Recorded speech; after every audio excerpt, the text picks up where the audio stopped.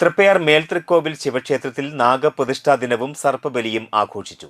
രാവിലെ നാഗപൂജ, സർപ്പസൂക്ത പുഷ്പാഞ്ജലി, പുള്ളുവൻപാട്ട് എന്നിവ ഉണ്ടായിരുന്നു. പാതിരാക്കുന്നത്ത് മനയിൽ സദാനന്ദൻ നമ്പൂതിരി മുഖ്യ കാർമ്മികത്വം വഹിച്ചു. തുടർന്ന് വൈകിട്ട് നാഗങ്ങൾക്ക് കലശാഭിഷേകം, സർപ്പബലി, ദീപാരാധന എന്നിവ നടന്നു.